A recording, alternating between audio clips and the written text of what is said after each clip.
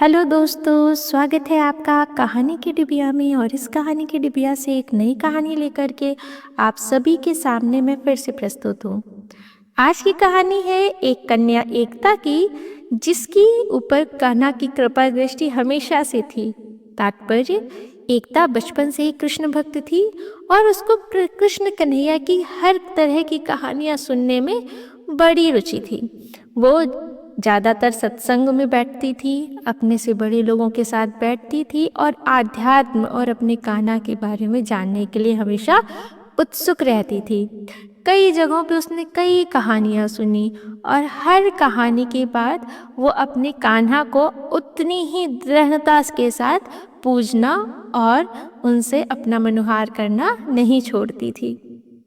तो एक बार एकता कमला काकी के साथ बैठी हुई थी और कमला काकी उसको कालिया नाग के वध की कहानी सुना रही थी।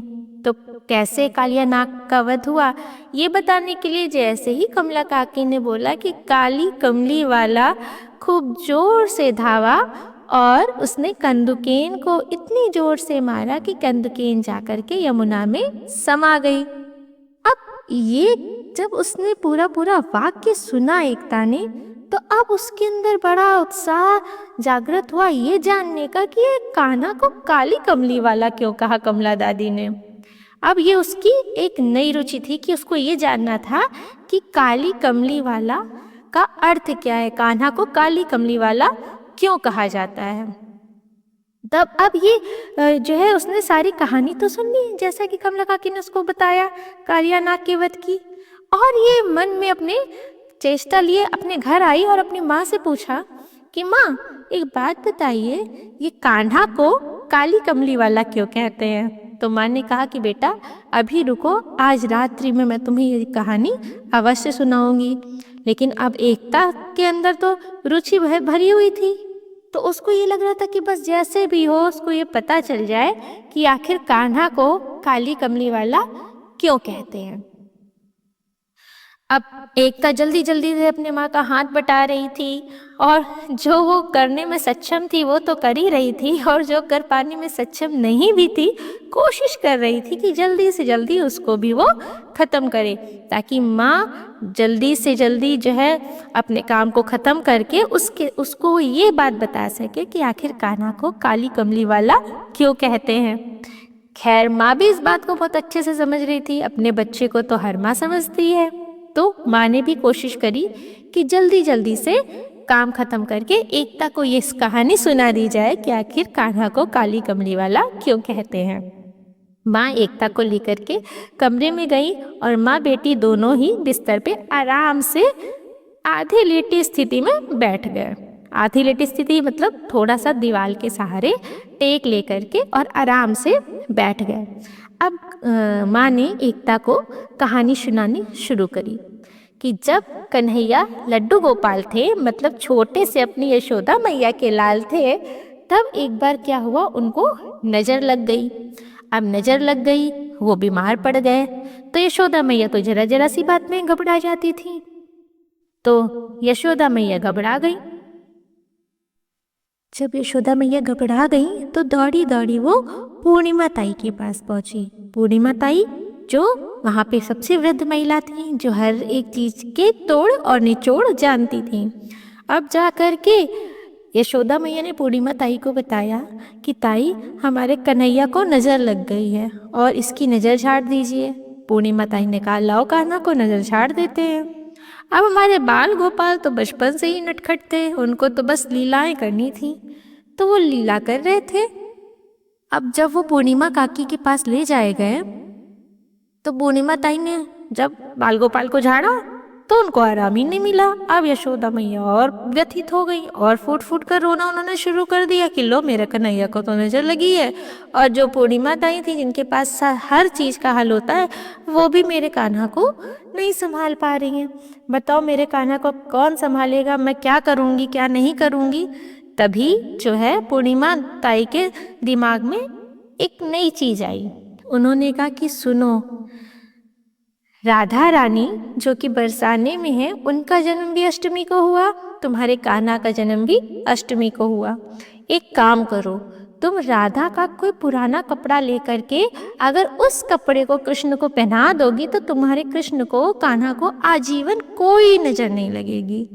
अब ये बात तो जो है वो यशोदा मैया के दिमाग में चढ़ गई। अब उनको ये था कि उनको जैसे भी जाना था बरसाने और वहां से राधा रानी का कपड़ा लेकर के कान्हा को पहनाना था। अब यशोदा मैया ने ना आओ देखा ना ताओ, अपने कन्हैया को उठाया गोदी में और धीरे से बरसाने निकल गईं। ठंडी रात, चारों तरफ की हवा के झोंके, सारी जो है विपदाएं रास्ते में खड़ी थीं, लेकिन यशोदा मैया एकाग्रचित्त सिर्फ अपने लल्ला के लिए एक धुन में एक तान ताने बरसाने की तरफ बढ़ी जा रही थीं। अंततः वो बरसाने पहुंची। आंखों में ये इस बात का भी उनको सुकून था कि आज से के बाद से उनके कन्हैया को, उनके लड्डू गोपाल को, बाल गोपाल को किसी की नजर नहीं लगेगी। जैसे ही वो वहां पहुंची, सब उनको देख के स्तब्ध रह गए कि बताइए, आधी रात में जो है नंदरानी बरसाने आ गई हैं। अब वहाँ पे जल्दी जल्दी से कीर्ति जी, जो कि राधा रानी की माताश्री थी, उनको सूचना दी गई कि नंद रानी आई हुई है, यशोदा मैया आई हुई है अपने लल्ला को लेकर के। कीर्ति जी ने भी देखा कि आधी रात हो गई है, वो भी दौड़ते भागते बाहर आई कि भाई ऐसा क्या हो गया कि नंद रानी को आधी रात में यहाँ आना पड़ा, वो भी बिना पूर्व सूचना के। तो कीर्ति जी ने उनको अंदर बिठाया, उनसे पूछा कि ऐसा क्या हो गया कि आपको आधी रात में बिना किसी पूर्व सूचना के अकेले जो है यहाँ तक आना पड़ा, ऐसी कौन सी विपदा आन पड़ी। तो हमारी यशोदा मैया तो यशोदा मैया थी, उन्होंने रो रो के सारी बात कीर्ति जी को बताई कि कैसे उनके कन्हैया को वहाँ की जो है गोपियों की नज़र लग गई और वो नज़र पूर्णिमा ताई भी उतारने में सक्षम नहीं थी। और उन्होंने मुझे बताया कि तुम्हारी जो राधा रानी है, तुम्हारी राधा बिटिया है, वो भी अष्टमी को हुई थी, हमारा लल्ला भी अष्टमी को हुआ है, तो उसके जो वस्त्र हैं, अगर मेरे लल्ला को तुम एक वस्त्र दे दोगी और मैं अपने लल्ला को पहना दूंगी तो मेरे लल्ला को आजीवन कभी नजर नहीं लगेगी। पूर्णिमा काकी की बात कभी भी कटती नहीं है, पूर्णिमा ताई जो भी बोलती हैं वो अकाट्य होता है, तो ये बात सत्य होगी तभी उन्होंने मुझसे कही है। अब कीर्ति जी भी असमंजस में पड़ गई कि भाई नंद रानी, नंद जो थे कान्हा के पिताजी, वो राजा थे, तो कीर्ति जी भी असमंजस में पड़ गई कि पुराना कपड़ा वो जो है एक राजकुमार को कैसे दे दें। तो अब क्या कर सकते हैं, वो बेचारी बड़ी असमंजस में थी, क्या करें क्या ना करें।